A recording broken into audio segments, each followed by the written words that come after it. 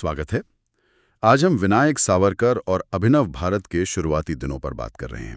स्रोत है क्रांति का बीजारोपण। हाँ, कहानी शुरू होती है पुणे से, साल 1902 के आसपास। बिल्कुल, जहां पिछले भाग में हमने देखा था कि मित्र मेला की नींव कैसे पड़ी थी।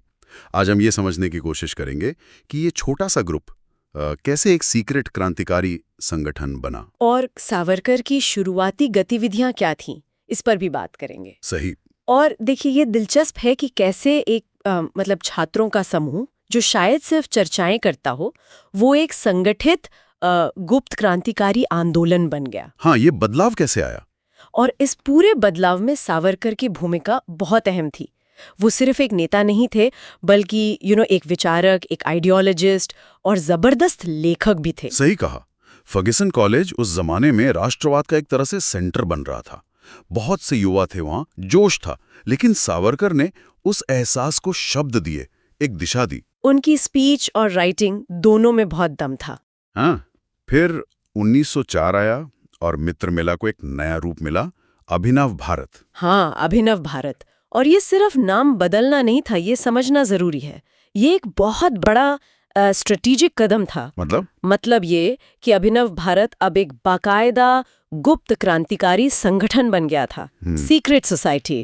मकसद बिल्कुल क्लियर था, भारत से अंग्रेजी हुकूमत को उखाड़ फेंकना। और तरीके क्या अपनाया है? तरीके भी तय हुए, जैसे गुप्त शपथ लेना, सदस्यों को हथियार चलाने की ट्रेनिंग देना और जोर शोर से ब्रिटिश सरकार के खिलाफ प्रचार करना। इसी दौरान सावरकर ने वो अपनी जोशीली कविताएं और लेख लिखे हैं ना, जिन्होंने युवाओं पर बहुत असर डाला। बिल्कुल, उनकी वो लाइन तो बहुत मशहूर हुई, मातृभूमि स्वर्ग से भी बढ़कर है, उसकी स्वतंत्रता ही जीवन का सार है। हाँ, तो जाहिर है उनकी विचारों की गर्मी बढ़ रही थी और पुलिस की नजर भी उन पर पड़ने लगी थी। निश्चित रूप से। फिर देखिए, 1906 में एक और अहम पड़ाव आया। सावरकर स्कॉलरशिप लेकर लंदन चले गए। हाँ, लॉ पढ़ने के लिए ना। कहने को तो लॉ पढ़ने, लेकिन असली इरादा कहीं ज्यादा बड़ा था।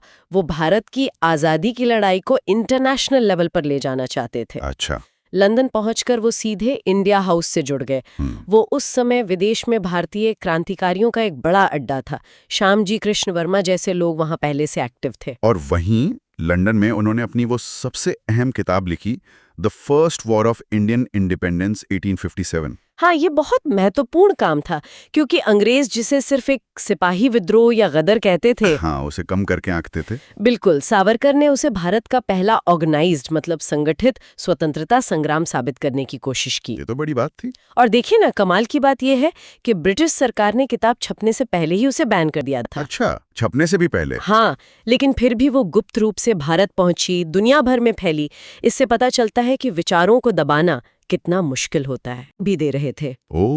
उनका मानना था कि क्रांति सिर्फ विचारों से नहीं आती, उसके लिए हिम्मत भरे काम करने पड़ते हैं, एक्शन जरूरी है। तो ये सब गतिविधियां, मतलब लेखन, संगठन, ट्रेनिंग, इनसे वो ब्रिटिश इंटेलिजेंस के लिए एक बड़ा खतरा बन गए होंगे। बहुत बड़ा। अंग्रेज समझ गए थे कि सिर्फ एक आदमी का काम नहीं है, ये एक विचारधारा है जो तेजी से फैल रही है, और इसे रोकना उनके लिए जरूरी था। तो हमने देखा कि कैसे पुणे के मित्र मेला से ये सफर लंदन में एक्टिव अभिनव भारत तक पहुंचा। सावरकर का लेखन, उनका ऑर्गेनाइजिंग स्किल और क्रांतिकारी गतिविधियां सब तेज हो रही थी। सही कहा, ये एक तरह से शुरुआत थी।